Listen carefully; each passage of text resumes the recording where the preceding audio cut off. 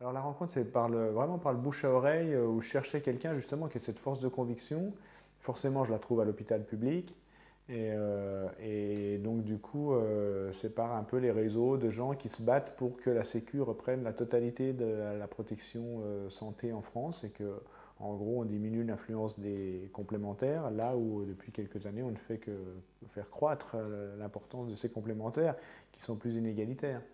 Et donc, du coup, elle était déjà montée au créneau au sein d'un collectif avec d'autres médecins que j'ai rencontrés aussi. Il y a aussi un conseiller d'État qui s'appelle Didier Tabuteau, enfin tout un nombre de gens qui réfléchissent à la question de plus de sécu plutôt que moins de sécu dans le domaine de la santé, sachant que si on met plus de sécu, c'est plus inégalitaire et ça coûte moins cher. Donc, ça serait un bienfait pour tout le monde, mais il y a des lobbies et des gouvernements qui ont peur d'affronter les lobbies et qui sont en dessous de tout sur les questions de santé. Et le moment de discussion où elle discute avec un interne qui travaille avec elle, et l'interne lui pose une question que j'aurais pu poser, où il lui demande s'il y a des réunions entre professionnels de santé avant d'administrer tel ou tel médicament qui coûte très cher, et comment ça se décide d'administrer ou pas administrer.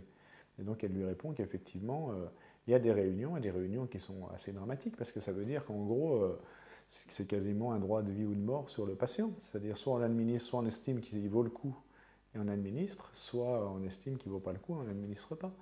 Alors on essaye de faire au mieux, et tout ça pour des questions de coûts et de labos qui se gavent sur des brevets qui n'ont même pas été développés par eux-mêmes, mais qui, eux, ont racheté ces brevets. Avec Anne, j'ai passé une journée avec elle en consultation avant, en repérage. On s'était vu avant pour discuter un petit peu, et forcément, quand on arrive au tournage, elle oublie un peu la caméra, et tant mieux, et c'est pas un problème d'ailleurs, c'est pas...